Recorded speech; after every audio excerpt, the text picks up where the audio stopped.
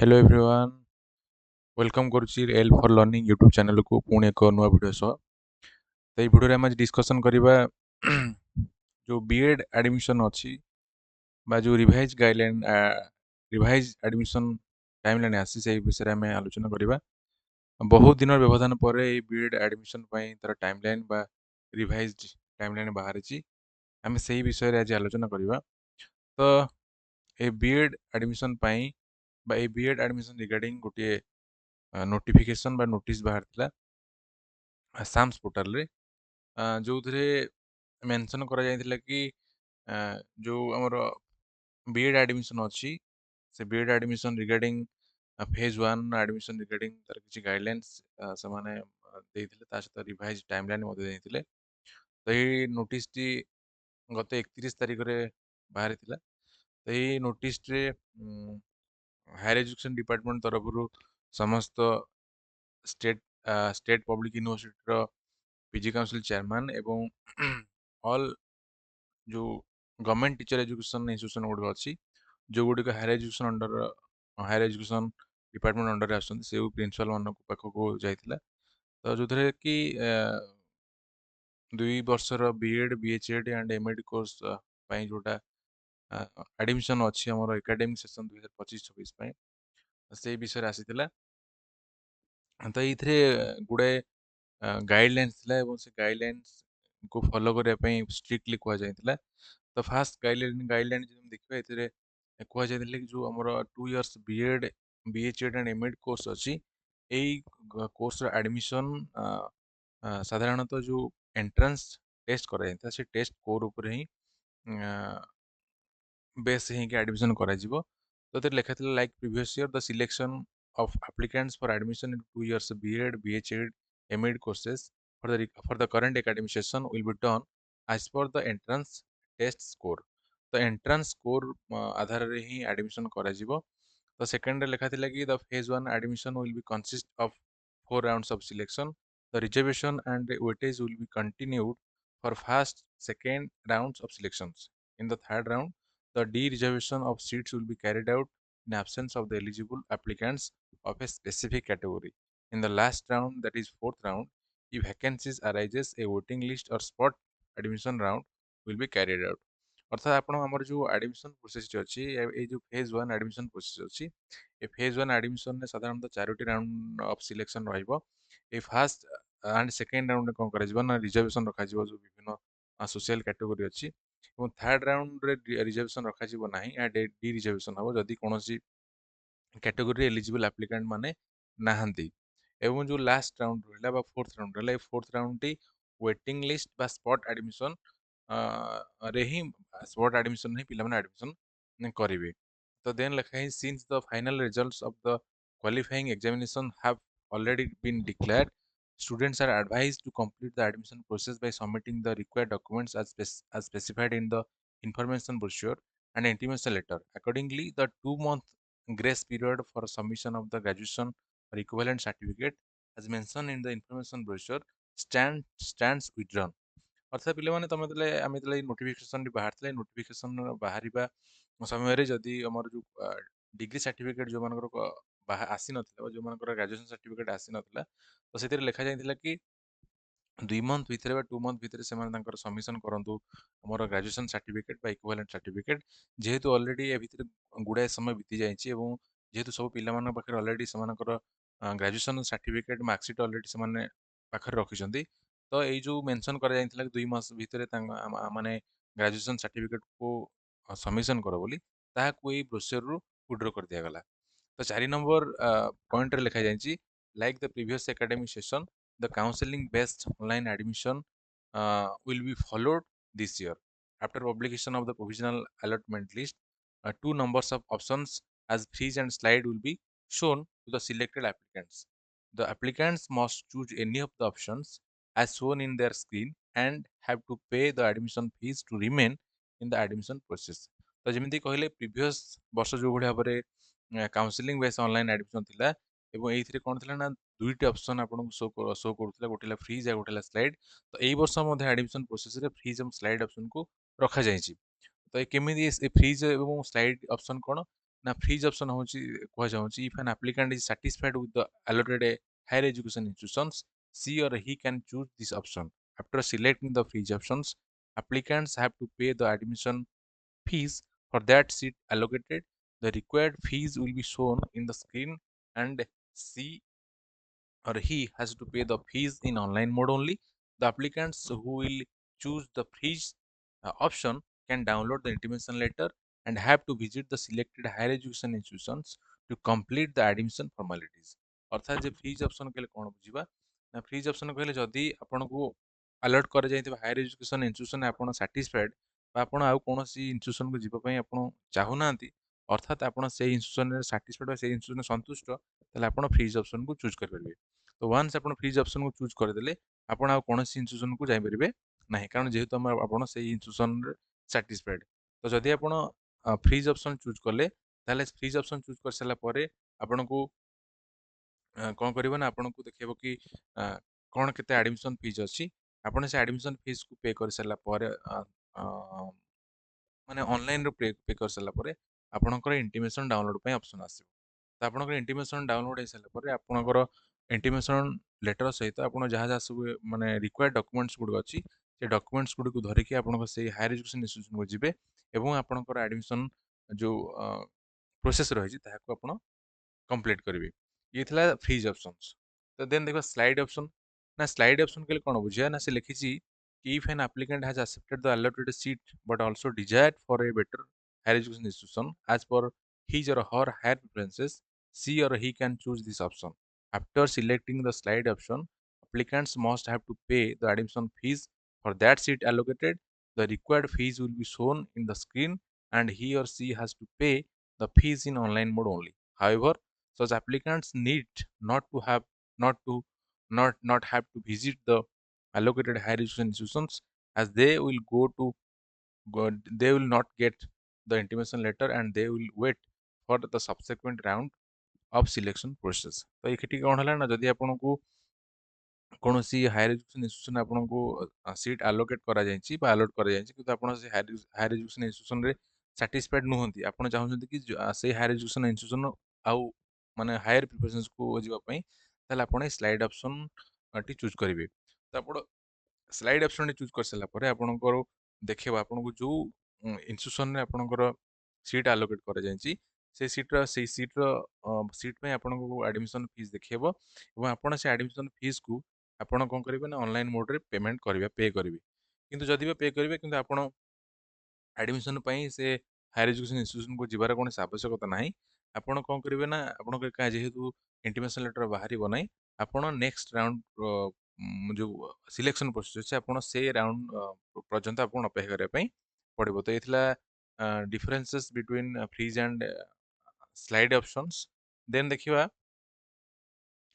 next guidelines କଣ ଅଛି then ଏଠି ଅଛି ଲେଖୁଛି if an applicant mistakenly chooses any of the options that is freeze or slide he or she can revert his or her choice once only through a notice verification process one time that round this the facility will be available in the students login until the second round of the selection process ତ ଏଠି କହୁଛି ଯଦି ଆପଣ ଭୁଲରେ ବି ଆପଣଙ୍କର ଆପଣ ଯଦି ଆପଣ ଭୁଲରେ ଫ୍ରିଜ୍ କିମ୍ବା ସ୍ଲାଇଡ୍ ଅପସନକୁ ଚୁଜ୍ କରିଦେଇଛନ୍ତି କିନ୍ତୁ ଆପଣ ଚାହୁଁଛନ୍ତି କି ଆଜ୍ଞା ଏଇଟା ପୁଣି ଆଉଥରେ ରିଭର୍ଟ ହବ ବୋଲି ଅର୍ଥାତ୍ ବଦଳ ପୁଣି ଆଉଥରେ ଭୁଲରେ ଆପଣ କରିଛନ୍ତି ବୋଲି ତାହେଲେ ଆପଣଙ୍କର ଏଇ ଫ୍ରିଜ୍ ଆଉ ସ୍ଲାଇଡ୍ ଅପ୍ ଯୋଉ ମିଷ୍ଟେକଲି ଆପଣ ଚୁଜ୍ କରିଥିବେ ତାକୁ ମାନେ ଚେଞ୍ଜ କରିବାର କେବଳ ଗୋଟିଏ ଥର ହିଁ ଆପଣଙ୍କ ପାଖରେ ଚାନ୍ସ ଅଛି ତ ଆପଣ ନିଜର ଓଟିପି ଭେରିଫିକେସନ ମାଧ୍ୟମରେ ଆପଣଙ୍କର ଯୋଉ ସ୍ଲାଇଡ୍ ଆଉ ଫ୍ରିଜ୍ ଅପସନକୁ ଆପଣ ପୁଣି ଆଉଥରେ ପୂର୍ବ ଅବସ୍ଥାକୁ ଆଣିପାରିବେ ଏବଂ ଏଇ ଯୋଉ ଫ୍ୟାସିଲିଟି ସାଧାରଣତଃ ଆପଣଙ୍କର ଷ୍ଟୁଡେଣ୍ଟ ଲଗ୍ଇନରେ ସେକେଣ୍ଡ ରାଉଣ୍ଡ ସିଲେକ୍ସନ ପ୍ରୋସେସ ପର୍ଯ୍ୟନ୍ତ ହିଁ ଆଭେଲେବୁଲ ହବ ତାପରେ ହବ ନାହିଁ then it likely applicants selected in their first choice of preparations are bound to take admission and are not allowed to participate in the subsequent rounds of phase 1 admission process ଅର୍ଥାତ ଆପଣ first ଆପଣଙ୍କର ଯେକୌଣସି ଜାଗାରେ ଆପଣ admission ପାଇଁ seat allocate ହେଲା ବା seat allot ହେଲା ଆପଣ ସେଥିପାଇଁ ଆପଣଙ୍କୁ ଆଡମିସନରେ ପାର୍ଟିସିପେଟ୍ କରିବା ପାଇଁ ପଡ଼ିବ ଆପଣ ହୁଏତ ମାନେ କଣ ଆପଣ ଆଡମିସନ ଫିସ୍ ପେମେଣ୍ଟ କରିକି ଆପଣ ନେକ୍ସଟ ରାଉଣ୍ଡକୁ ଅପେକ୍ଷା କରିପାରିବେ ଯଦି ଆପଣ ସ୍ଲାଇଡ୍ ଅପସନ୍ ମାରିଛନ୍ତି ତ ନାହିଁ ତ ଆପଣ ଯଦି ଫ୍ରିଜ୍ ଅପସନ୍ ମାରୁଛନ୍ତି ତାହେଲେ ଆପଣ ସେଇ ଇନଷ୍ଟିଟ୍ୟୁସନରେ ଯାଇକି ଆଡମିସନ୍ କରିପାରିବେ। If an applicant will be selected in his or her first choice institution but does not pay the admission fees online within the timeline by the choosing the freeze option, he will be out of the phase 1 admission process। ତ କ'ଣ ଯଦି ଆପଣଙ୍କର first selection ବା first choice institution ହେଇଯାଇଛି କିନ୍ତୁ ଆପଣ କ'ଣ କହିଲେ ଆଡମିସନ ଫିସ୍ ଦେଲେ ନାହିଁ କିମ୍ବା ଆପଣ ଫ୍ରିଜ୍ ଅପସନକୁ ଚୁଜ୍ କଲେ ନାହିଁ ତାହେଲେ ଆପଣ ଫାଷ୍ଟ ଫେଜ୍ ଆଡମିସନ ପ୍ରୋସେସ ଆପଣ ବାଦ ପଡ଼ିଯିବେ। ତ ଏଥିରେ କ'ଣ ଲେଖା ଅଛି ନା ଲେଖା ଅଛି as mentioned in the information brochure, the third round will be the final round and all the applicants who have previously chosen the slide options will be automatically switched to freeze. All such applicants have to click on pay now option for the differential or total admission fees and then download their intimation letter and report to their destinations higher education institutions for document verification and admission updation with timeline। ତ ଆପଣ କ'ଣ ହେବେ ନା ଆପଣ third round ହେଲା ଆପଣଙ୍କର କ'ଣ ନା ଫାଇନାଲ ରାଉଣ୍ଡ। ଯଦି ଆପଣ ଥାର୍ଡ ରାଉଣ୍ଡ ପର୍ଯ୍ୟନ୍ତ ବି ଆପଣ ସ୍ଲାଇଡ୍ ଅପସନ୍ ମାରୁଛନ୍ତି ତାହେଲେ ଅଟୋମେଟିକଲି କ'ଣ ହେବ ନା ଫ୍ରିଜ୍ ହେବ ଏବଂ ଯେଉଁ ଜାଗାରେ ଆପଣଙ୍କର ସିଟ୍ ଆଲୋଟ୍ ହେଇଛି ଆପଣ ସେଇ ଜାଗାରେ ଯାଇକି କ'ଣ କରିବେ ନା ଆଡମିସନ୍ କରିବା ପାଇଁ ଆପଣଙ୍କର ପଡ଼ିବ। ତ ଇଏ ଥିଲା ମାନେ କିଛି ଇମ୍ପୋର୍ଟାଣ୍ଟ ବା କିଛି ଜରୁରୀ ସୂଚନା ଆଡମିସନ୍ ରିଗାର୍ଡିଂ। ତ ଦେନ୍ ଆମେ ଦେଖିବା ଆଉ କ'ଣ କ'ଣ ସବୁ ଏଥିରେ କୁହାଯାଇଛି। ତ ଏଥିରେ କୁହାଯାଇଛି କ'ଣ ନା ଲେଖାଇଛି applicant has to produce all original documents for verification only at the selected higher education institutions as mentioned in the intimation letter. No original documents except CLC are to be deposited with college or university authority। ତ ସେ ଲେଖୁଛି କ'ଣ ଆପଣଙ୍କର ଯାହା ଯାହା କିଛି document ଅଛି ଆପଣଙ୍କ ତାହା ଇଣ୍ଟିମେସନ୍ ଲେଟରରେ ଲେଖାଯାଇଛି କେବଳ CLCକୁ ଛାଡ଼ିଦେଲା ପରେ ଆପଣ କୌଣସି ଅରିଜିନାଲ ଡକୁମେଣ୍ଟ ଦେବେ ନାହିଁ। Then ଲେଖିଲା it is to clarify that as a migration certificate is not mandatory for admission, students can submit it at the last institution where the student wants to continue his or her study after the closure of admission process. The admission in charge are requested not to insist the students to submit their migration certificate until they have been finally admitted to their desired higher education institutions। ଅର୍ଥାତ୍ ଏଠି କ'ଣ କହିଲା ନା ଆପଣ ଯେତେବେଳେ admission କରିବାକୁ ଯାଉଛନ୍ତି ଆପଣଙ୍କୁ ଆଡମିସନ କରିବା ପାଇଁ ମାଇଗ୍ରେସନ ସାର୍ଟିଫିକେଟ ମ୍ୟାଣ୍ଡେଟୋରୀ ନୁହେଁ। ଆପଣ ଆଡମିସନ ସମୟରେ ମାଇଗ୍ରେସନ ସାର୍ଟିଫିକେଟ ଦେବାର କୌଣସି ଆବଶ୍ୟକତା ନାହିଁ। ଆପଣ କେତେବେଳେ ଦେବେ ନା ଆପଣ ଯେତେବେଳେ ମାନେ ଲାଷ୍ଟ ପର୍ଯ୍ୟନ୍ତ ଅପେକ୍ଷା କରି ଯେତେବେଳେ ଆପଣ ଦେଖିଲେ କି ନା ମୋର ଲାଷ୍ଟ ମୁଁ ଏଇ ଜାଗାରେ ଆଡମିସନ କଲି ତାହେଲେ ଆପଣ ସେ ଲାଷ୍ଟ ଇନଷ୍ଟିଟ୍ୟୁସନରେ ହିଁ ଆପଣ କ'ଣ କରିବେ ନା ଆପଣଙ୍କର ଆପଣ ମାଇଗ୍ରେସନ ସାର୍ଟିଫିକେଟ ଆପଣ ଦେବା ପାଇଁ ପଡ଼ିବ। ତ ଯଦି ଆପଣଙ୍କର କୌଣସି ଜାଗାରେ ଆପଣଙ୍କୁ ମାଇଗ୍ରେସନ ସାର୍ଟିଫିକେଟ ମ୍ୟାଣ୍ଡେଟୋରୀ ମଗାଯାଉଛି ତାହେଲେ ଆପଣ ସେଠି ଦେବେ ନାହିଁ।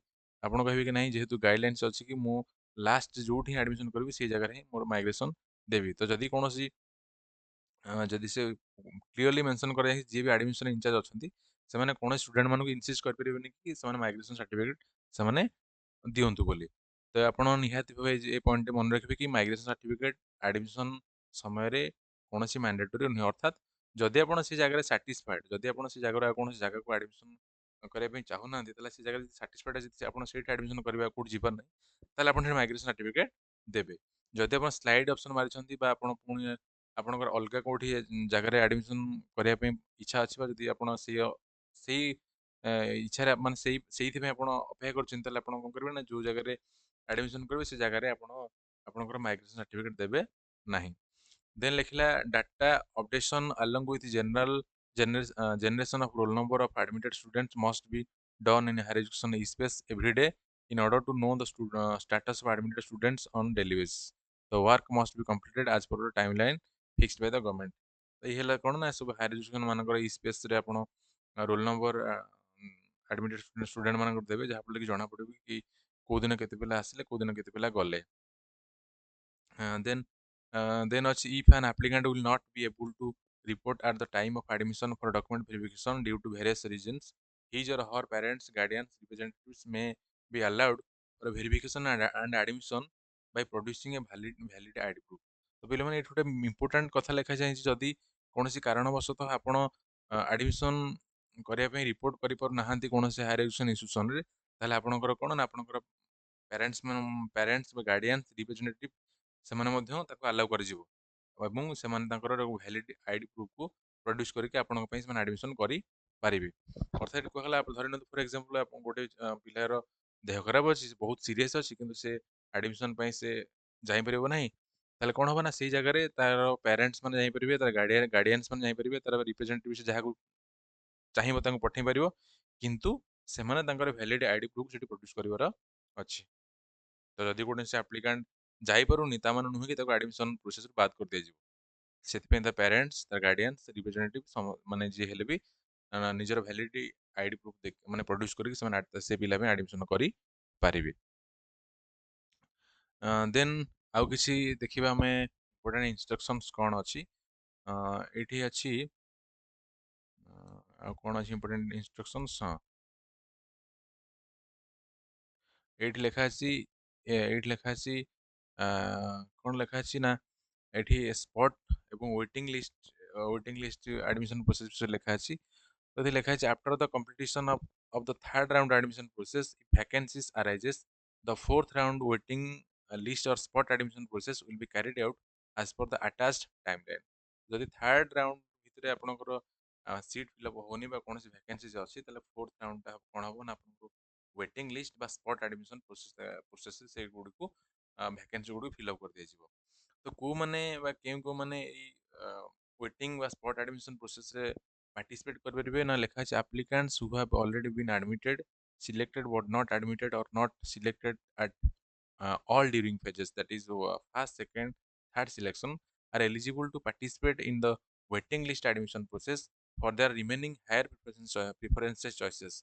ତ ଏଠି କୌଣସି ଯଦି କୌଣସି ଆପ୍ଲିକାଣ୍ଟ କ'ଣ କରିଛି ନା ଫାର୍ଷ୍ଟ, ସେକେଣ୍ଡ, ଥାର୍ଡ ରାଉଣ୍ଡରେ ସେ କ'ଣ କରିଛି ନା କୋଉଠି ଆଡମିଟ୍ କରିନାହିଁ ବା କୌଣସି ଆଡମିସନ କରିନାହିଁ, ତାହେଲେ ସିଏ ମଧ୍ୟ କ'ଣ ହବ ନା ଏଠି ଆଡମିସନ ସେ କରି ବା ଯୋଉ ଆମର ୱେଟିଂ ଲିଷ୍ଟ ବା ସ୍ପଟ୍ ଆଡମିସନ ପ୍ରୋସେସରେ ଭାଗ ନେଇ ପାରିବ।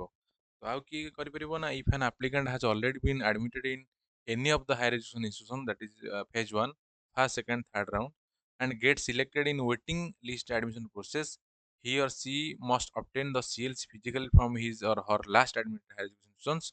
Such applicants need to submit the CLC and other relevant documents at the selected institutions for verification and admission। The higher education institutions are informed not to collect any fees from the students during the issuance of the CLC in the waiting list or spot admission process। ତ ଏଠି କ'ଣ କହିଲେ ନା ଯଦି ଆପଣ already ଗୋଟେ ଜାଗାରେ admission ହେଇଯାଇଛି ଆପଣଙ୍କର, କିନ୍ତୁ ଆପଣ ଦେଖୁଛନ୍ତି କି ଆପଣଙ୍କର ହାୟର ପ୍ରିଫରେନ୍ସେସ୍ କଲେଜରେ ଆପଣଙ୍କର କ'ଣ ହେଉଛି ନା ୱେଟିଂ ଲିଷ୍ଟରେ ଆସୁଛି, ତାହେଲେ ଆପଣ କ'ଣ କରିପାରିବେ ନା ସେଠି ମଧ୍ୟ ଆପଣଙ୍କର ୱେଟିଂ ଯେଉଁ ଲିଷ୍ଟ ବା ୱେଟିଂ ଲିଷ୍ଟ ଆଡମିସନ ବା ସ୍ପଟ୍ ଆଡମିସନ ଯେଉଁ ପ୍ରୋସେସ ଆପଣ ସେଠି ଭାଗ ନେଇ ପାରିବେ। ତ ସେଠି କ'ଣ କରିବାକୁ ପଡ଼ିବ ନା ଆପଣ ଯେଉଁ ଲାଷ୍ଟ ଇନଷ୍ଟିଟ୍ୟୁସନରେ ଆପଣ ଯେଉଁ ଆଡମିସନ କରିଥିଲେ ସେଠୁ ଫିଜିକାଲି ସିଏଲସି ଆପଣ ଆଣିବେ ଏବଂ ପରବର୍ତ୍ତୀ ସମୟରେ ସେ ସିଏଲସିକୁ ଧରିକି ଆପଣ ଯେଉଁ ୱେଟିଂ ଲିଷ୍ଟରେ ଯେଉଁଠି ଆପଣଙ୍କର ସିଲେକ୍ସନ ହେଇଛି ସେଠି ଆପଣ କ'ଣ କରିବେ ନା ସେଠି ଯାଇ ଆପଣ ଆଡମିସନ କରିପାରିବେ। ଦେନ୍ ଷ୍ଟ୍ରିକ୍ଟ ଲେଖାଯାଇଛି କ'ଣ ନା ଯେତେବେଳେ କୌଣସି ହାୟର ଏଜୁକେସନ ଇନଷ୍ଟିଟ୍ୟୁସନରୁ କୌଣସି ପିଲା ବା କୌଣସି କ୍ୟାଣ୍ଡିଡେଟ୍ ସେମାନେ ସିଏଲସି ଆଣୁଛନ୍ତି, ତାହେଲେ ସେ କ'ଣ ସେଠି ଆପଣ କୌଣସି ପ୍ରକାର ଫିସ୍ ଦେବେ ନାହିଁ, ବା ଯଦି କୌଣସି ହାୟର ଏଜୁକେସନ ଇନଷ୍ଟିଟ୍ୟୁସନରେ ସିଏଲସି ପାଇଁ ଫିସ୍ ମାଗନ୍ତି ତାହେଲେ ଆପଣ କେବେ ହେଲେ ବି ଫିସ୍ କିଛି ଦେବେ ନାହିଁ ଯଦି ଆପଣ ୱେଟିଂ ଲିଷ୍ଟ ବା ସ୍ପଟ୍ ଆଡମିସନ ପ୍ରୋସେସରେ ପାର୍ଟିସିପେଟ୍ କରୁଛନ୍ତି। ତ ଇଏ ଥିଲା କ'ଣ ନା ଇଏ ଥିଲା ସ୍ପଟ୍ ଆଡମିସନର କଥା। ଦେନ୍ ଦେଖିବା ଆଉ କ'ଣ ସବୁ ଆଉ କ'ଣ ସବୁ ଇମ୍ପୋର୍ଟାଣ୍ଟ ନୋଟିଫିକେସନ ଗୁଡ଼ିକ ଅଛି। ଦେନ୍ ଲେଖା ଅଛି କ'ଣ ନା in the fourth round waiting list or spot admission process, the selection of the applicants will done purely on the merit basis। ତ ଏଠି କ'ଣ କରାଯିବ ନା ଆପଣ ଯେଉଁ ଫୋର୍ଥ ରାଉଣ୍ଡ ଅଛି ୱେଟିଂ ଲିଷ୍ଟ ବା ସ୍ପଟ୍ ଆଡମିସନ ଆପଣଙ୍କର ମେରିଟ୍ ବେସିସରେ ହିଁ list ବନାଯିବ। there will be no reservation for this waiting list admission process। ତ ଆପଣ ଯେଉଁ ୱେଟିଂ ଲିଷ୍ଟ ବା ସ୍ପଟ୍ ଆଡମିସନ ଅଛି ଏଥିରେ କୌଣସି କ୍ୟାଟେଗୋରାଇଜ୍ ରିଜର୍ଭେସନ ନାହିଁ। then ଲେଖିଲେ କ'ଣ if the applicants have already paid the admission fees during first, second and third round selection process, they have to only pay the differential amount of admission fees in the fourth round admission process। The freshly selected applicants will have to pay the total admission fees। ଅର୍ଥାତ୍ ଏଠି କ'ଣ ହେଲା ଆପଣ ଧରି ନିଅନ୍ତୁ ଫର example ଆପଣ ଧରି ନିଅନ୍ତୁ କ'ଣ ନା ଧରି ନିଅନ୍ତୁ ଆପଣ ଏସିଏସ୍ କଲେଜରେ ଆପଣଙ୍କର ବିଏଡ୍ ହେଇଯାଇଛି, ତ କ'ଣ ହେବ ନା ଧରି ନିଅନ୍ତୁ ଏସିଏସ୍ କଲେଜରେ ବିଏଡ୍ ଆଡମିସନ ଧରି ନିଅନ୍ତୁ 5,000 ଅଛି, ତ ଆପଣ ଯଦି ସେ ସ୍ପଟ୍ ଧରି ନିଅନ୍ତୁ ଆପଣ କୋଉଠିକି ନା ଧରି ନିଅନ୍ତୁ ବ୍ରହ୍ମପୁର ୟୁନିଭର୍ସିଟି ପଳେଇ ଆସିଲେ, ତ ବ୍ରହ୍ମପୁର ୟୁନିଭର୍ସିଟିରେ ଯଦି ଆପଣଙ୍କର 10,000 ଟଙ୍କା ଧରି ନିଅନ୍ତୁ ଆଡମିସନ ଫିସ୍ ଅଛି, ତ ଆପଣ ଯେହେତୁ ଅଲରେଡି 5,000 ଟଙ୍କା ଆଡମିସନ ଫିସ୍ ଦେଇଛନ୍ତି ଏସିଏସ୍ କଲେଜରେ, ତାହେଲେ ଆପଣଙ୍କୁ ଆଉ 10,000 ଟଙ୍କା ଦେବାକୁ ପଡ଼ିବନି। ଆପଣଙ୍କୁ କେବଳ ଡିଫରେନ୍ସିଆଲ ଆମାଉଣ୍ଟ ଅର୍ଥାତ୍ କେବଳ 5,000 ଟଙ୍କା ହିଁ ଆପଣଙ୍କୁ ଫିସ୍ ଦେବାକୁ ପଡ଼ିବ। ଦେନ୍ ଆଉ କୋଉ କଥା ଲେଖା ଅଛି ନା, ଏଥିରେ ଲେଖା ଅଛି କି କଣ ଲେଖା ଅଛି ନା, as per Higher Education Department letter 36286 dated 23/8/2023, it has been clarified that applicants who have paid the admission fees but are unable to provide the college living certificate during the time of admission may be granted a grace period of 15 days to submit the original CLC along with the undertaking। ପିଲାମାନେ ଯଦି ତମମାନଙ୍କ ପାଖରେ CLC ନାହିଁ ବା admission ସମୟରେ ତମମାନଙ୍କ ପାଖରେ CLC available ନାହିଁ, ତାହେଲେ ତମେ କଣ କରିପାରିବ, ଗୋଟେ ଅଣ୍ଡରଟେକିଂ ଲେଖିକି 15 ଦିନ ଭିତରେ ସବମିଟ କରିବ ବୋଲି ଗୋଟେ ଅଣ୍ଡରଟେକିଂ ଲେଖିକି ତମେ କଣ କରିବ ନା ଆଡମିସନ କରିପାରିବ। ତ କଣ ହେଲା, ଯଦି 15 ଦିନ ଭିତରେ ତମେ ଆପଣ ଆଡମିସନର 15 ଦିନ ଭିତରେ ଯଦି ତମର CLC କୁ ତମେ ସବମିଟ କରି ନ ପାରୁଛ, ତାହେଲେ କଣ ହବ ନା, ତାହେଲେ ତମର ଯୋଉ ଆଡମିସନ ପ୍ରୋସେସଟି କ୍ୟାନସଲ ହେଇଯିବ। ଠିକ ଅଛି। ଦେନ୍ ଲେଖା ଅଛି କଣ ନା, as per the Higher Education Department letter 5023 dated 5/2/2024, it has been clarified that all the academic fees except mess charges have been waived in respect of the students with disability of 40% or more admitted in regular courses at the state public universities, government and aided colleges coming under this department। ତ ପିଲାମାନେ ଏଠି କଣ ଲେଖା ହେଇଛି ନା, କେବଳ mess ଚାର୍ଜକୁ ଛାଡ଼ିଦେଲା ପରେ ଆପଣଙ୍କର ଯାହା ବି ଏକାଡେମିକ୍ ଫିଜ୍ ଅଛି ତାହା କଣ ହବ, ତାହା ଫିଜିକାଲି ହ୍ୟାଣ୍ଡିକ୍ୟାପ୍ ଯେଉଁମାନେ ଅଛନ୍ତି ବା ଡିଜାବିଲିଟି ଅଛନ୍ତି 40% ବା ତାଠୁ ଅଧିକ ଅଛନ୍ତି, ତାହେଲେ ସେମାନଙ୍କୁ କୌଣସି କୋର୍ସ ଫିଜ୍ ବା ଦିଆ ତାଙ୍କଠୁ ଆଦାୟ ମାନେ ନିଆଯିବ ନାହିଁ, କେବଳ ମେସ୍ ଚାର୍ଜେସକୁ ଛାଡ଼ିଦେଲା ପରେ। ତ ଆପଣ ମେସ୍ରେ ଯେତିକି ଆପଣ ମେସ୍ରେ ଯେଉଁ ହଷ୍ଟେଲ ରହିବେ ସେଇ ଚାର୍ଜେସକୁ ଛାଡ଼ିଦେଲା ପରେ ଆପଣଙ୍କର ଏକାଡେମିକ୍ ଫିଜ୍ କୌଣସି ପ୍ରକାର ଦିଆଯିବ ନାହିଁ, ଏହା ସମ୍ପୂର୍ଣ୍ଣ ଭାବେ free. So, however, the students admitted in self-finance courses, the waiver of the academic fees as well as the hostel fees shall not be applicable। କେବଳ ରେଗୁଲାର କୋର୍ସରେ ଯେଉଁ ଆପଣଙ୍କର ଯଦି 40% ଏଭବ ଆପଣଙ୍କର ଡିସାବିଲିଟି ଅଛି, ତାହେଲେ ଆପଣଙ୍କର କଣ କରାଯିବ ନା, କେବଳ ମେସ୍ ଚାର୍ଜକୁ ଛାଡ଼ିଦେଲା ପରେ ଏକାଡେମିକ୍ ଫିସ୍ ସମ୍ପୂର୍ଣ୍ଣ ଭାବରେ ୱେଭ୍, ଅର୍ଥାତ୍ ଆପଣଙ୍କୁ ଦେବାକୁ ପଡ଼ିବନି ଫ୍ରି ଅଫ୍ କଷ୍ଟ। ଏବଂ ଯଦି ଆପଣ ସେଲ୍ଫ ଫାଇନାନ୍ସ କୋର୍ସରେ ଜଏନ୍ ହେଉଛନ୍ତି, ତାହେଲେ ଏଇ ଯେଉଁ ଫ୍ୟାସିଲିଟିଜ୍ ବା ଏଇ ଯେଉଁ ବେନିଫିଟ୍ ଆପଣଙ୍କୁ ଆଭେଲେବୁଲ୍ କରାଯିବ ନାହିଁ, ଆଭେଲେବୁଲ୍ ହବ ନାହିଁ। ତ କଣ ହେଲା, ପୁଣି ଲେଖିଲା both temporary and permanent type PWD applicants 40% or above will get the reservation benefits in admission for the academic session 2025 and 26। ଯେଉଁମାନେ both temporary and permanent type PWD candidate ଅଛନ୍ତି, ସେମାନେ ତାଙ୍କ ରିଜର୍ଭେସନ୍ ସେମାନେ ପାଇପାରିବେ। ଦେନ୍ ଆଉ କଣ ଅଛି ଆମେ ଦେଖିବା। ଦେନ୍ ଲେଖା ଅଛି କଣ, the CLC will be issued online to keep the admission and vacancy data automatically up to date on the SAMS portal as per Higher Education Department letter 14667 dated 8/4/2024। It has been clarified that the CLCs issued after the closure of admission period can only be surrendered within 15 days of their date of issuance। ତ ଏ ଲେଖା ଥିଲା କଣ ନା, CLC ବିଷୟରେ, ଯଦି CLC ଅନଲାଇନରେ ହିଁ ଦିଆଯିବ, କାହିଁକି ନା ଯେହେତୁ ପ୍ରତିଦିନର ଡାଟାକୁ ଅପଡେଟ୍ କରାଯିବ ସାମ୍ସ ପୋର୍ଟାଲରେ, ତ ଅଟୋମେଟିକଲି ସେଥିପାଇଁ ଅନଲାଇନରେ ଦିଆଯିବ। ଏବଂ କଣ କରାଯିବ ନା, 15 ଦିନ ଭିତରେ ତାଙ୍କର କଣ କରାଯିବ ନା, ତାଙ୍କର CLCକୁ ସେମାନେ ଡିପୋଜିଟ୍ କରିବେ। ଯଦି ସେମାନେ ନିଜର CLCକୁ 15 ଦିନ ଭିତରେ ଡିପୋଜିଟ୍ ନ କରୁଛନ୍ତି ବା ସବମିଟ୍ ନ କରୁଛନ୍ତି, ତାହେଲେ ସେମାନଙ୍କର ଆଡମିସନ୍ କ୍ୟାନସଲ୍ ହେଇଯିବ। ତ ଦେନ୍ ଦେଖିବା ଯୋଉଟା କି ଆମ ବହୁତ ଇମ୍ପୋର୍ଟାଣ୍ଟ ଆମମାନଙ୍କ ପାଇଁ ବା ଯୋଉମାନେ ଏଇ ବିଏଡ୍ ଆଡମିସନ୍ ପ୍ରୋସେସରେ ପାର୍ଟିସିପେଟ୍ କରିବାକୁ ଚାହୁଁଛନ୍ତି, ଯୋଉମାନେ ବିଏଡ୍ କରିବା ପାଇଁ ଯାଉଛନ୍ତି, ତ ଏଥିରେ ସମ୍ପୂର୍ଣ୍ଣ ଟାଇମ୍ ଲାଇନ୍ ଅଛି, କୋଉ ଡେଟ୍ରେ ବା କୋଉ ତାରିଖରେ କଣ କଣ ସବୁ ମାନେ ଆକ୍ଟିଭିଟିଜ୍ ଗୁଡ଼ିକ କରାଯିବ। The first is the publication of a revised entrance test score on SAMS TE portal, teacher education portal। ଅର୍ଥାତ୍ ଆପଣଙ୍କର ଯୋଉ ଏଣ୍ଟ୍ରାନ୍ସ ସ୍କୋର ଅଛି, ଏହା ଅଲରେଡି ଅଗଷ୍ଟ 1 ଅର୍ଥାତ୍ ଅଗଷ୍ଟ 1ରେ ଆପଣଙ୍କୁ ଅଲରେଡି ପବ୍ଲିକେସନ ହେଇଯାଇଛି। ତ ଆପଣମାନେ ସାମ୍ସ ପୋର୍ଟାଲ ଟିଚର ଏଜୁକେସନରୁ ଯାଇକି ଆପଣ କଣ କରିପାରିବେ ନା, ଆପଣ ଆପଣଙ୍କର ଯାହା ବି କିଛି ମାନେ କ୍ରେଡେନ୍ସିଆଲ ଅଛି, ଆପଣ ଦେଇକି ଆପଣଙ୍କର ସ୍କୋର କାର୍ଡ ଦେଖିପାରିବେ। ଦେନ୍ ଅଛି କଣ ନା, student activity editing of choice looking for the institutions by the applicants in their student login if required graduation or equivalent mark। ତ କଣ କରିବେ ନା, ଆପଣଙ୍କର ଯୋଉ 1 ଅଗଷ୍ଟରୁ 4 ଅଗଷ୍ଟ 1 ଅଗଷ୍ଟରୁ 4 ଅଗଷ୍ଟ କଣ କରାଯିବ ନା, ଆପଣଙ୍କର ଚଏସ୍ ଲୁକିଂ କରାଯିବ ଇନଷ୍ଟିଟ୍ୟୁସନ୍ ମାନଙ୍କ ପାଇଁ। ଏବଂ ଯଦି ଆପଣଙ୍କର ଗ୍ରାଜୁଏସନ୍ ବା ଇକ୍ୱିଭାଲେଣ୍ଟ ମାର୍କସ୍ ଆପଣ ଦେଇନାହାନ୍ତି ତାହେଲେ ଆପଣ କଣ କରିବେ ନା ଆପଣ ଦେଇପାରିବେ, କାରଣ କମନ୍ ଆପ୍ଲିକେସନ୍ ଫର୍ମ ଯୋଉ ଆପଣ ଅଛି ତାହା କଣ ହବ ନା ତା ଏଡିଟ୍ ହେଇପାରିବ। ଦେନ୍ ଅଛି କଣ ନା 3 ନମ୍ବରରେ ରହିଲା ଫାଷ୍ଟ ରାଉଣ୍ଡ ଯୋଉ ଅଛି ତାର publication of provisional allotment seat. ତ ଫାଷ୍ଟ ରାଉଣ୍ଡ ସିଲେକ୍ସନ କେବେ ହବ ନା ଆପଣଙ୍କର 8 ଅଗଷ୍ଟ 2025 ରେ ହବ। ଏବଂ ସେଇ 8 ଅଗଷ୍ଟ 2025 ରେ ହିଁ ଯୋଉମାନେ ସବୁ ଫାଷ୍ଟ ରାଉଣ୍ଡରେ ସିଲେକ୍ସନ ହେଲେ ତାଙ୍କର ସବୁ ସେଠି ସେଇଦିନ ହିଁ ମାନେ ପବ୍ଲିକେସନ ହବ ପ୍ରୋଭିଜନାଲ ଆଲଟମେଣ୍ଟ। ଦେନ୍ ଅଛି selection of slide freeze option and online payment of admission fees by the selected students through SAMS. ତ ଏଠି କଣ ହବ ନା 8 ରୁ 13 ତାରିଖ ଭିତରେ ଆପଣ କଣ କରିପାରିବେ ନା ଆପଣଙ୍କୁ ସ୍ଲାଇଡ୍ ଏବଂ ଫ୍ରିଜ୍ ଅପସନର ଶୋ କରିବ ଏବଂ ପରବର୍ତ୍ତୀ ସମୟରେ କଣ କରିବେ ଆପଣ ଅନଲାଇନ୍ ପେମେଣ୍ଟ ମଧ୍ୟ କରିପାରିବେ। ତ ଏଇଟା ଏଇ ଫ୍ୟାସିଲିଟିଜ୍ କେବେ ମାନେ ଏଇ ଆକ୍ଟିଭିଟିଜ୍ କେବେ ହବ ନା 8 ଅଗଷ୍ଟରୁ 13 ଅଗଷ୍ଟ ପର୍ଯ୍ୟନ୍ତ ହବ। ତ ଦେନ୍ ଦେଖିବା କଣ ନା reporting of applicants at allotted institutions for taking admission for first round selection. ତ କଣ ହେଲା ନା ଯୋଉମାନେ ଫାଷ୍ଟ ରାଉଣ୍ଡ ସିଲେକ୍ସନ ମାନେ ଯୋଉମାନେ ଅଲରେଡି ସ୍ଲାଇଡ୍ ବା ଫ୍ରିଜ୍ କରିଛନ୍ତି କଣ ହବ ନା ଯୋଉମାନେ ଅଲରେଡି କଣ ମାନେ ଫ୍ରିଜ୍ କରିଛନ୍ତି ସେମାନେ କଣ କରିବେ ନା ସେମାନେ ଆସି ଆଡମିସନ ଏଠି କରିବେ। କେବେଠୁ ନା ଫାଷ୍ଟ ରାଉଣ୍ଡ ଯୋଉ ଆମର ଅଛି ଫାଷ୍ଟ ରାଉଣ୍ଡ ଯୋଉ ଆଡମିସନ ଅଛି ସେ ଫାଷ୍ଟ ରାଉଣ୍ଡର ପିଲାମାନେ ଯୋଉମାନେ ସିଲେକ୍ସନ ହେବେ ସେମାନେ ଆସି କଣ କରିବେ ନା 11 ରୁ 13 ଭିତରେ ଆସିକି ରିପୋର୍ଟିଂ କରିବେ ବା ଆଡମିସନ କରିବେ। ଦେନ୍ 11 ରୁ 13 ତାରିଖ ଭିତରେ କଣ କରାଯିବ ନା ଯୋଉମାନେ ଫାଷ୍ଟ ରାଉଣ୍ଡରେ ଯୋଉମାନେ ଆଡମିସନ କଲେ ସେମାନଙ୍କର ଡାଟାକୁ ଅପଡେଟ୍ କରିବ କି ନା ଇନଷ୍ଟିଟ୍ୟୁସନ ସେଟା ଅପଡେଟ୍ କରିବ। ଦେନ୍ ଆସିଲା ସେକେଣ୍ଡ ରାଉଣ୍ଡ ପବ୍ଲିକେସନ ଯୋଉ ଅଛି ଆମର ତାର ସେକେଣ୍ଡ ରାଉଣ୍ଡ ପବ୍ଲିକେସନ ବାହାରିବ କେବେ ନା 19 ଅଗଷ୍ଟରେ ବାହାରିବ। 19 ଅଗଷ୍ଟରେ ବାହାରିଲା ପରେ କଣ ହବ ନା 19 ଅଗଷ୍ଟରେ ସେକେଣ୍ଡ ରାଉଣ୍ଡ ବାହାରିଲା ପରେ କଣ ହବ ନା 19 ଅଗଷ୍ଟ ରୁ ହିଁ 22 ତାରିଖ ଭିତରେ ଆପଣ କଣ କରିବେ ନା ଆପଣଙ୍କର ସ୍ଲାଇଡ୍ ଅପସନ୍ ଏବଂ ଫ୍ରିଜ୍ ଅପସନ୍ ଶୋ କରିବ ଏବଂ ଆପଣ ସ୍ଲାଇଡ୍ ବା ଫ୍ରିଜ୍ ଅପସନ୍ ଚୁଜ୍ କରିକି ଆପଣଙ୍କର ଅନଲାଇନ୍ ପେମେଣ୍ଟ ମଧ୍ୟ ଆପଣ କରିପାରିବେ।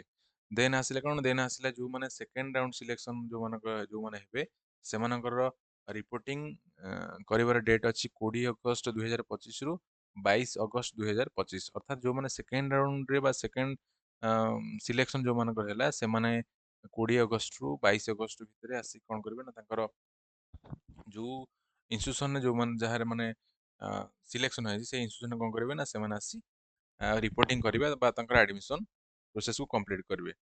ଦେନ୍ କଣ ଗଲା ପୁଣି ଯୋଉ ସେକେଣ୍ଡ ରାଉଣ୍ଡର ଯୋଉମାନେ ସବୁ ଆଡମିସନ କଲେ ବା ସେକେଣ୍ଡ ରାଉଣ୍ଡର ଯୋଉମାନେ ଆସି ରିପୋର୍ଟିଂ କଲେ ସେମାନଙ୍କର ଡାଟାକୁ ଅପଡେଟ୍ କରିବ କିଏ ନା ଯୋଉ ଇନଷ୍ଟିଟ୍ୟୁସନ ହାୟର ଏଜୁକେସନ ଇନଷ୍ଟିଟ୍ୟୁସନ ଅଛି ସେ ତାକୁ କଣ କରିବେ ନା 20 ରୁ 22 ଭିତରେ ସେ ଡାଟାକୁ ଅପଡେଟ୍ କରିବ। ଦେନ୍ ଆସିଲା ଥାର୍ଡ ରାଉଣ୍ଡ ଯୋଉଟା କି ଫାଇନାଲ ରାଉଣ୍ଡ କୁହାଯାଉଛି।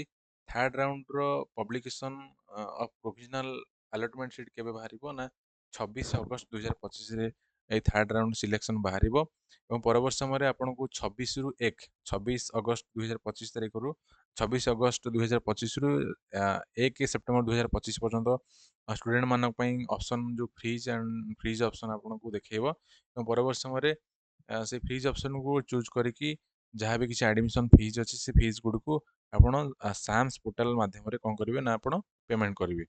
ତ ଏଇ ଯୋଉ ଥାର୍ଡ ରାଉଣ୍ଡ ବା ଫାଇନାଲ ରାଉଣ୍ଡ ହେଲା ଏଇ ଫାଇନାଲ ରାଉଣ୍ଡର ଯୋଉମାନେ ପିଲାମାନେ ସିଲେକ୍ସନ ହେବେ ବା ଯୋଉମାନେ ଫ୍ରିଜ୍ କଲେ ସେମାନେ କଣ କରିବେ ନା ସେମାନେ 29 ତାରିଖ ବା 29 ଅଗଷ୍ଟ 2025 ରୁ 1 ସେପ୍ଟେମ୍ବର 2025 ପର୍ଯ୍ୟନ୍ତ ସେମାନେ କଣ କରିବେ ନା ଥାର୍ଡ ରାଉଣ୍ଡ ସିଲେକ୍ସନ ଯୋଉମାନେ ହେଲେ ସେମାନେ ଆସି ସେ ଯୋଉ ଇନଷ୍ଟିଟ୍ୟୁସନରେ ରିପୋର୍ଟିଂ ବା ଆଡମିସନ କରିବେ।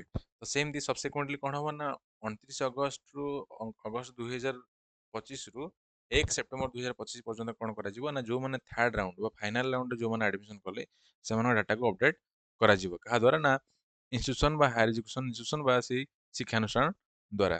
ତ ଦେନ୍ ଆସିବ ଫୋର୍ଥ ରାଉଣ୍ଡ ଯୋଉଟା କି ୱେଟିଂ ବା ସ୍ପଟ ରାଉଣ୍ଡ। ଏଇ ଫୋର୍ଥ ରାଉଣ୍ଡ ବା ୱେଟିଂ ବା ସ୍ପଟ ରାଉଣ୍ଡ ପାଇଁ କେବେ ବାହାରିବ ନା ତା ଅନଲାଇନ୍ ଆପ୍ଲିକେସନ ବାହାରିବ କେବେ ନା 3 ସେପ୍ଟେମ୍ବର 2025 ରୁ 5 ସେପ୍ଟେମ୍ବର 2025। ଅର୍ଥାତ୍ ଆପଣ କଣ କରିବେ ନା ଅନଲାଇନ୍ ଆପ୍ଲିକେସନ ଫର୍ମ ଯୋଉ କାପ୍ ଅଛି ଆପଣଙ୍କର ଆଉଥରେ ପୁଣି ଆକ୍ଟିଭେଟ୍ ହେଇଯିବ ଯୋଉଟା କି 3 ସେପ୍ଟେମ୍ବର 2025 ରୁ 5 ସେପ୍ଟେମ୍ବର 2025 ପର୍ଯ୍ୟନ୍ତ ଆପଣ କଣ କରିବେ ନା ଆପଣ ଆପଣଙ୍କର ୱେଟିଂ ଲିଷ୍ଟ ବା ସ୍ପଟ ଆଡମିସନ ପାଇଁ ଆପଣ ଆପ୍ଲାଏ କରିପାରିବେ। ତ ଦେନ୍ କଣ ହବ ନା 8 ସେପ୍ଟେମ୍ବର 2025 ରେ କଣ ହବ ନା ଆପଣଙ୍କର ମେରିଟ ୱାଇଜ ଯୋଉ ଲିଷ୍ଟ ଅଛି ସେଟା ପ୍ରତ୍ୟେକ ହାୟର ଏଜୁକେସନ ଇନଷ୍ଟିଟ୍ୟୁସନ ତାଙ୍କର ଇ ସ୍ପେସ ରେ ମାନେ ମାନେ ଶୋ କରେଇବେ। ପରବର୍ତ୍ତୀ ସମୟରେ କ'ଣ ହବ ନା 8 ସେପ୍ଟେମ୍ବରରେ ଏଇ ପବ୍ଲିକେସନର ମେରିଟ୍ ଲିଷ୍ଟ ବାହାରି ସାରିଲା ପରେ 9 ସେପ୍ଟେମ୍ବର 2025ରେ କ'ଣ ହବ ନା ସେମାନଙ୍କର ଯୋଉମାନେ କେଉଁମାନେ ସିଲେକ୍ଟେଡ୍ ହେଲେ ବା ଯେତିକିଟା ସିଟ୍ ଭ୍ୟାକେନ୍ସି ଅଛି ସେତିକିଟି ପିଲାମାନଙ୍କୁ ସିଲେକ୍ଟ କରାଯିବ ଏବଂ ପରବର୍ତ୍ତୀ ଯୋଉମାନେ ଆପ୍ଲାଏ କରିଥିବେ ସେମାନଙ୍କୁ ୱେଟିଂ ଲିଷ୍ଟ ରଖାଯିବ। ଗୋଟିଏ ଲିଷ୍ଟ ସରି ଗୋଟେ ଲିଷ୍ଟ ବନେଇବ କିଏ ବନେଇବ ନା ସେଇ ହାୟର ଏଜୁକେସନ ଇନଷ୍ଟିଟ୍ୟୁସନ ବନେଇବ, ଯୋଉଟା କି ନୋଟିସ୍ ବୋର୍ଡ ଏବଂ କ'ଣ କରିବ ନା ୱେବସାଇଟରେ ମଧ୍ୟ ତାକୁ ଅପଲୋଡ କରିବ, ଯାହାଫଳରେ କି ପିଲାମାନେ ଜାଣିପାରିବେ କି ତାଙ୍କର ମାନେ ସ୍ପଟ୍ ବା ୱେଟିଂ ଲିଷ୍ଟରେ ସେମାନଙ୍କର ହେଇଛି ବୋଲି। ଏବଂ ପରବର୍ତ୍ତୀ ସମୟରେ କ'ଣ ସେମାନେ ମଧ୍ୟ ଯୋଉମାନେ ୱେଟିଂ ଲିଷ୍ଟ ବା ଯୋଉମାନେ ସିଲେକ୍ଟେଡ୍ ହେଲେ ସ୍ପଟ୍ ଆଡମିସନ ପାଇଁ ସେମାନଙ୍କୁ ଫୋନ କଲ୍ ବା SMS ହ୍ୱାଟ୍ସଆପ୍ ଏବଂ ଇମେଲ ମାଧ୍ୟମରେ ତାକୁ ଜଣେଇ ଦିଆଯିବ କି ତୁମର ଏଇ ଜାଗାରେ ବା ଏଇ ଇନଷ୍ଟିଟ୍ୟୁସନରେ କ'ଣ ହେଇଛି ନା ୱେଟିଂ ଲିଷ୍ଟ ବା ସ୍ପଟରେ ତମର ସିଲେକ୍ସନ ହେଇଛି। ତ ଏଇ ସବୁ ପ୍ରୋସେସ ସରିଲା ପରେ କ'ଣ ହବ ନା ଯୋଉମାନେ ୱେଟିଂ ଲିଷ୍ଟରେ ବା ଯୋଉମାନେ ସ୍ପଟରେ ଯୋଉମାନେ ସିଲେକ୍ସନ ହେଇଛନ୍ତି ସେମାନଙ୍କୁ ରିପୋର୍ଟିଂ କରିବା ପାଇଁ ପଡ଼ିବ 10 ସେପ୍ଟେମ୍ବର 2025ରୁ 11 ସେପ୍ଟେମ୍ବର 2025। ଅର୍ଥାତ୍ 9 ସେପ୍ଟେମ୍ବର ଯେତେବେଳେ ଆପଣଙ୍କର ମେରିଟ୍ ଲିଷ୍ଟ ସବୁ ଇନଷ୍ଟିଟ୍ୟୁସନ ବାହାର କରିବେ, ତାପରେ ଅର୍ଥାତ୍ 10 ଏବଂ 11 ସେପ୍ଟେମ୍ବର ପରେ କ'ଣ କରିବେ ନା ଆପଣଙ୍କର ରିପୋର୍ଟିଂ କରିବେ ବା ଆଡମିସନ କରିବେ। ଯାହା ଯାହା ଆପଣଙ୍କର ଆଡମିସନ ଫିସ୍ ଅର୍ଥାତ୍ ଟୋଟାଲ ଆଡମିସନ ଫିସ୍, ଯଦି ଆପଣ କୌଣସି ଆଡମିସନ ଫିସ୍ ଦେଇନାହାନ୍ତି ତାହେଲେ ମାନେ ହାୟର ଏଜୁକେସନ ଇନଷ୍ଟିଟ୍ୟୁସନ ଯାହା ବି ଅଛି ଆପଣ ଟୋଟାଲ ଆଡମିସନ ଫିସ୍ ଦେବେ। ଆଉ ଯଦି ଆପଣ ଅଲରେଡି ଆଗରୁ ଆଡମିସନ କରିଛନ୍ତି ଏବଂ ଏଠି ପୁଣି ଆଉଥରେ ଆଡମିସନ କରୁଛନ୍ତି, ଯାହା ଡିଫରେନ୍ସିଆଲ ଆଡମିସନ ଫିସ୍ ଅଛି ଆପଣ କେବଳ ସେଇଟା ହିଁ ଦେବେ, ଯୋଉଟା କି ନେଟ୍ ବ୍ୟାଙ୍କିଂ ଥ୍ରୋରେ ହେଇପାରିବ, ବ୍ୟାଙ୍କ ଚାଲାଣ ଥ୍ରୋରେ ହେଇପାରିବ, NEFT ଥ୍ରୋରେ ହେଇପାରିବ ଏବଂ UPI ଥ୍ରୋରେ ମଧ୍ୟ ହେଇପାରିବ। ଦେନ୍ କ'ଣ କରାଯିବ ନା ଇଏ ଗଲା କ'ଣ ଯୋଉମାନେ ସିଲେକ୍ଟେଡ୍ କ୍ୟାଣ୍ଡିଡେଟ୍ ଥିଲେ ସେମାନଙ୍କୁ 10ରୁ 11ରେ ତାଙ୍କୁ ରିପୋର୍ଟିଂ କରି ସେମାନେ ଆଡମିସନ କରିବେ। ତ ଦେନ୍ ଯୋଉମାନେ ୱେଟିଂ ଲିଷ୍ଟ ଅଛନ୍ତି, ଯୋଉମାନେ ୱେଟିଂ ଲିଷ୍ଟ ଅଛନ୍ତି ବା ସେମାନେ ଚାନ୍ସ ପାଇଯାଉଛନ୍ତି ଆଡମିସନ କରିବା ପାଇଁ, ସେମାନେ କ'ଣ ନା 12ରୁ 13 ଭିତରେ ଆସି କ'ଣ କରିବେ ନା ତାଙ୍କର ରିପୋର୍ଟିଂ କରିବେ, ୱେଟିଂ ଲିଷ୍ଟ ବା ରିପୋର୍ଟିଂ କରିବେ। ତ ତାପରେ ଆସିଲା କ'ଣ ନା 10 ସେପ୍ଟେମ୍ବର 2025ରୁ 13 ସେପ୍ଟେମ୍ବର 2025 ଭିତରେ କ'ଣ ହବ ନା ଷ୍ଟୁଡେଣ୍ଟ ମାନଙ୍କର ଡାଟା ଗୁଡାକୁ ହାୟର ଏଜୁକେସନ ଇନଷ୍ଟିଟ୍ୟୁସନ କ'ଣ କରିବ ନା ତାଙ୍କ ଇସ୍ପେସରେ ଅପଡେଟ୍ କରିବ। ଦେନ୍ ଆପଣଙ୍କର ଆସିଲା କ'ଣ ନା ଆପଣଙ୍କର ଯୋଉ ବିଏଡ୍ ଆଡମିସନ ଯୋଉ କରିବେ ତା ବିଏଡ୍ କ୍ଲାସ ସାଧାରଣତଃ 2 ସେପ୍ଟେମ୍ବର 2025ରୁ ଅଲରେଡି କ୍ଲାସ ଷ୍ଟାର୍ଟ ହେଇଯିବ। ଆପଣଙ୍କର ଯୋଉ ଏକାଡେମୀ ଇୟର ଅଛି 2025 ଆଣ୍ଡ 26, ସେ 2025 ଆଣ୍ଡ 26ର ବିଏଡ୍, BHAD ଆଣ୍ଡ MAD ଯୋଉ ଅଛି ଏତିକି କ୍ଲାସ ଷ୍ଟାର୍ଟ ସାଧାରଣତଃ ହେଇଯିବ ଏକାଡେମୀ ଇୟର କେବେଠୁ ନା 2 ସେପ୍ଟେମ୍ବର 2025। ତ ଇଏ ଥିଲା ବିଏଡ୍ ରିଗାର୍ଡିଂ ସବୁ କିଛି ତଥ୍ୟ। ମୁଁ ଭାବୁଛି କି ଏଇ ଭିଡ଼ିଓଟି ଆପଣଙ୍କୁ ନିହାତି ଭାବେ ହେଲ୍ପ କରିବ ଯୋଉମାନେ ଆଡମିସନ କରିବା ପାଇଁ ଯାଉଛନ୍ତି ବିଏଡ୍ରେ। ତ ଯୋଉ କଥା ଗୁଡ଼ିକ ମୁଁ କହିଲି ବା ଯୋଉ ପଏଣ୍ଟ ଗୁଡ଼ିକ ମୁଁ ହାଇଲାଇଟ୍ କଲି ସେଗୁଡ଼ିକୁ ନିହାତି ଭାବରେ ଆପଣମାନେ ମନେ ରଖିବେ, କାରଣ ଏଗୁଡ଼ିକ ଆପଣ ଆଡମିସନ ପାଇଁ ବା ଆପଣଙ୍କର ସିଲେକ୍ସନ ପ୍ରୋସେସ ପାଇଁ ନିହାତି ଭାବରେ ମାନେ ହେଲ୍ପ କରିବ। ଭାବୁଛି ଭାବୁଛି ଭିଡ଼ିଓଟିକୁ ସମ୍ପୂର୍ଣ୍ଣ ଦେଖିବେ, ଯାହାଫଳରେ କି କ'ଣ ହବ ନା ଆପଣଙ୍କର ଯାହା ବି କିଛି ଡାଉଟ୍ ଅଛି ଆଡମିସନ ପ୍ରୋସେସକୁ ନେଇ ବା ସିଲେକ୍ସନ ପ୍ରୋସେସକୁ ନେଇକି ତାହା ଏଠି ସମ୍ପୂର୍ଣ୍ଣ ଭାବେ କ୍ଲିୟର ହେଇଯିବ। ଧନ୍ୟବାଦ ଏଇ ଭିଡ଼ିଓଟି ଦେଖିଥିବାରୁ। ପୁଣି ଆଉଥରେ ଦେଖା ହେବ ଆଉ ଗୋଟିଏ ନୂଆ ଭିଡ଼ିଓ ସହ।